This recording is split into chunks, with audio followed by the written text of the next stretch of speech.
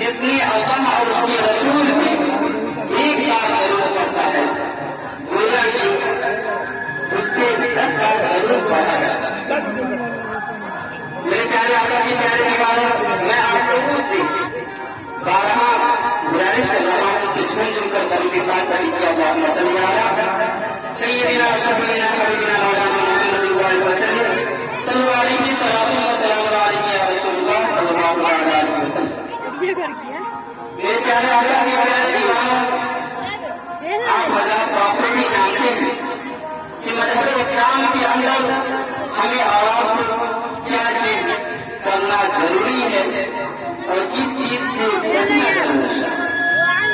تو اس لیے آپ جانتے ہیں، میں یہ مانتا ہوں کہ آپ کسی یونیورسٹی میں نہیں گئے، میں یہ بھی جانتا ہوں کہ آپ کسی دینی مدارس میں ایڈمیشن نہیں کیے، میں یہ بھی جانتا ہوں کہ آپ کوئی کوچنگ میں علم حاصل نہیں کیے، لیکن آپ اچھی طرح جانتے ہیں کہ شریعت کے اعتبار سے اپنی زندگی کو کس طرح گزارا جاتا ہے۔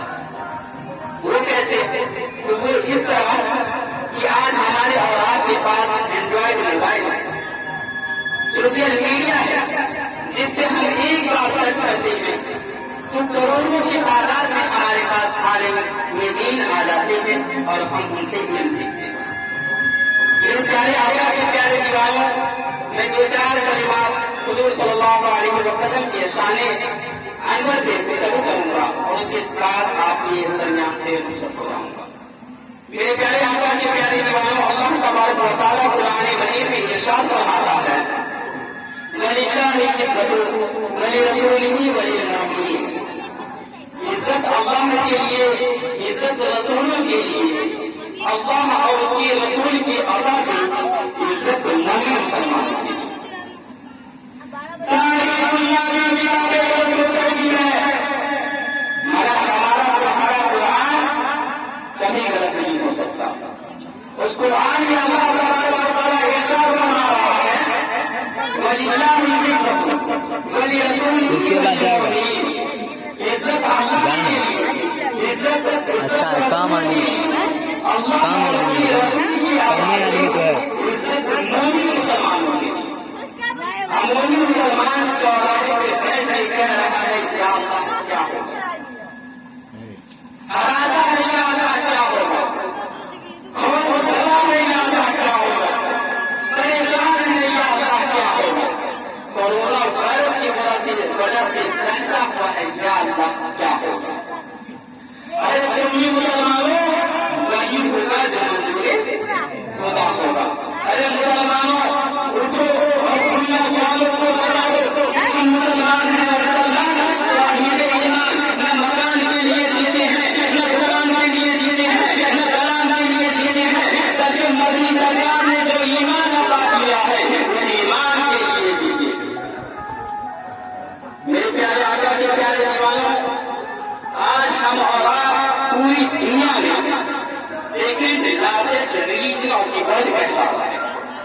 مطلب یہ کہ پورے دنیا میں دوسرے نمبر کے سب سے بڑا مذہب اگر کوئی ہے تو وہ مذہب اسلام ہے۔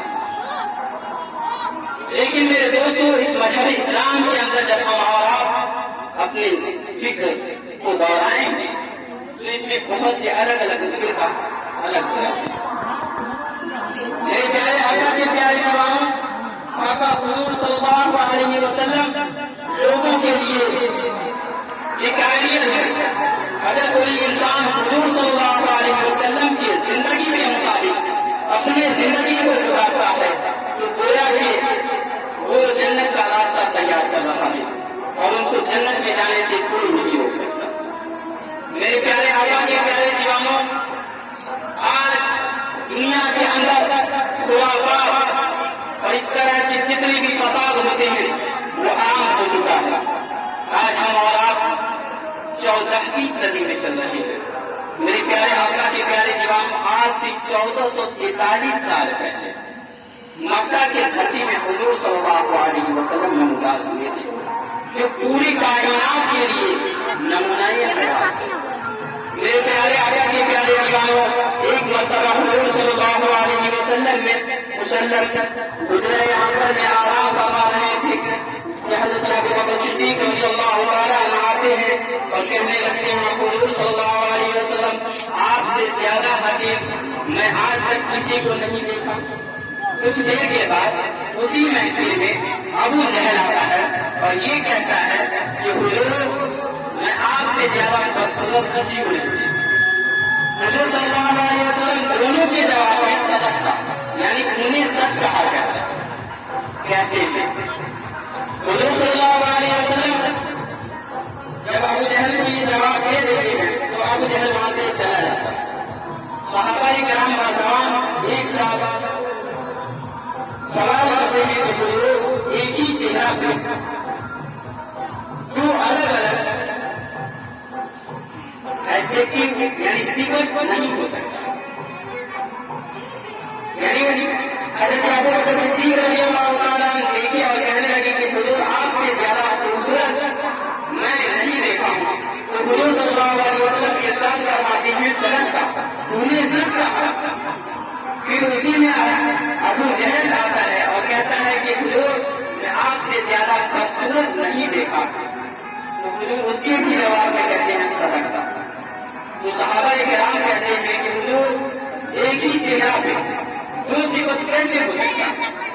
تو حضور صلی اللہ علیہ وسلم ارشاد فرماتے ہیں کہ میں جس کی آئینہ ہوں جو جیسا ہوگا وہ مجھے ویسا ہی دیکھے گا. تو میں آپ سے گزارش کرنا چاہتا ہوں سنی مسلمانوں کہ میرے نبی کو دیکھنا ہے تو میاں کی نظر سے نہ دیکھو. میرے نبی کو دیکھنا ہے تو اوپرا کی نظر سے نہ دیکھو. میرے نبی کو دیکھنا ہے تو اوپرا کی نظر سے نہ دیکھو. سیوا کی نظر سے نہ دیکھو. ابو جہل کی نظر سے نہ دیکھو. ابو لہب کی نظر سے نہ دیکھو. اپنے قوم کی نظر سے نہ دیکھو. حواریوں کی نظر سے نہ دیکھو. میرے نبی کو دیکھنا ہے تو یہودیوں کی نظر سے نہ دیکھو. نصرانیوں کی نظر سے نہ دیکھو.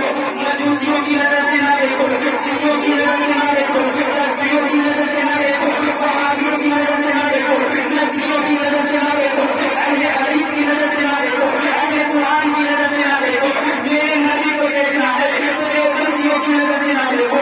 میرے نبی کو دیکھنا ہے تو اشرف علی تھانوی کی نظر سے نہ دیکھو. میرے نبی کو دیکھنا ہے تو وسیع رضوی کی نظر سے نہ دیکھو. میرے نبی کو دیکھنا ہے تو نسیم احمد کی نظر سے نہ دیکھو. میرے نبی کو دیکھنا ہے تو ان بیوقوفوں کی نظر سے نہ دیکھو. مسلمانوں سنی مسلمانوں بہار کے سیتامڑھی ڈسٹرکٹ کے مسلمانوں اگر میرے نبی کو دیکھنا ہی چاہتے ہو تو میرے نبی کو دیکھنا ہے حضرت ابو بکر صدیق کی نظر سے دیکھو.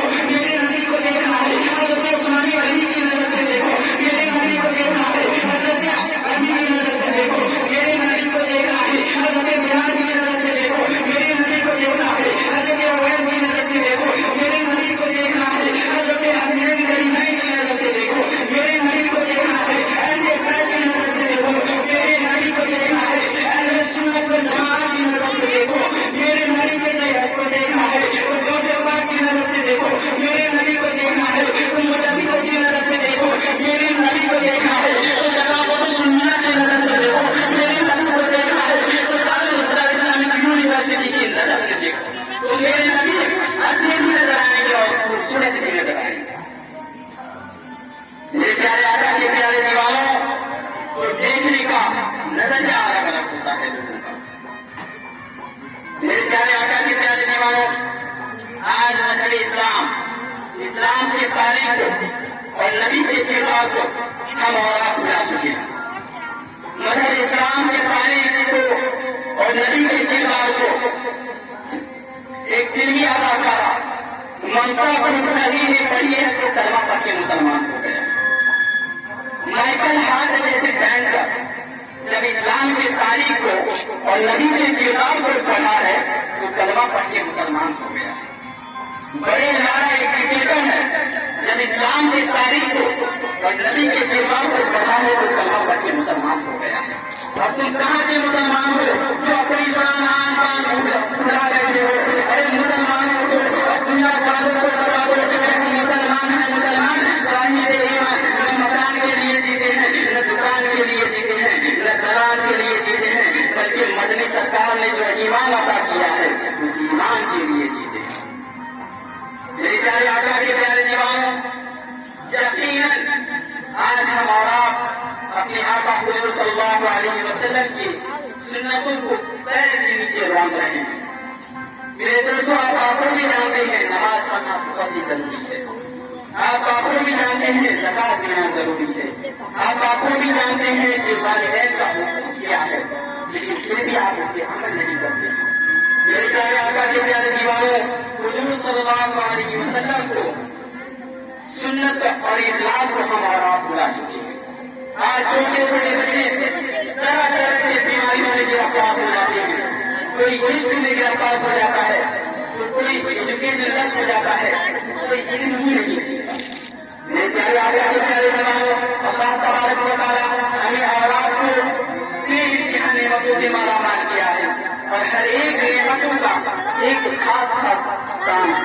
جیسے کہ اللہ تبارک و تعالیٰ نے اور آپ کو آنکھ عطا کیا تو دیکھنے کے لیے خوبصورت مناظر بھی پیدا کیے، اللہ نے زبان عطا کیا تو بولنے کے لیے اچھے الفاظ بھی پیدا کیے، اللہ نے کان عطا کیا تو سننے کے لیے خوبصورت آوازیں بھی پیدا کی، اللہ نے جب پیر عطا کیا تو چلنے کے لیے زمین کا فرش بھی بچھایا۔ تو آپ جانتے ہیں کہ اللہ تبارک و تعالیٰ دل کیوں پیدا کیا؟ تو کہا جاتا ہے بندے دل کی صفت ہے کسی سے محبت کرنا، دل کی صفت ہے کسی سے الفت کرنا، دل کی صفت ہے کسی سے عشق جانا۔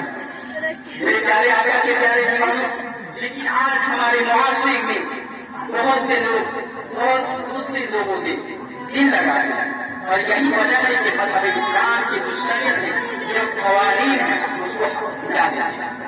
میرے پیارے آقا کے پیارے دیوانوں، اگر تجھے محبت ہی کرنی ہے، اگر تجھے اپنا دل دینا ہے، اگر تجھے پیار کرنی ہے، اگر تجھے اپنا دل دینا ہے، تم مدینے کے تاجدار کو دو تو تمہیں دین اور دنیا دونوں سمجھ جائیں گے۔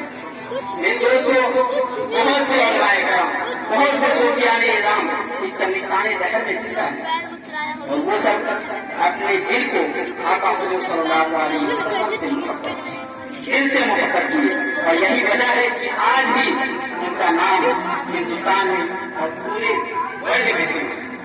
اس لیے میرے دوستوں، میں گزارش کرتا ہوں کہ حضور صلی اللہ علیہ وسلم کی جو سنت ہے اس نے ہمیں اور آپ کو اللہ تبارک و تعالیٰ چلنے کی توفیق اور عطا فرمائے۔ بولنے میں کسی بھی طرح کی غلطی ہو گئی ہو تو مولا تبارک و تعالیٰ اپنے محبوب حضور صلی اللہ علیہ وسلم کی وسیلے سے میری ایک خامی کو معاف عطا فرمائے اور ہم سبوں کو متقی بننے کی توفیق اور عطا فرمائے۔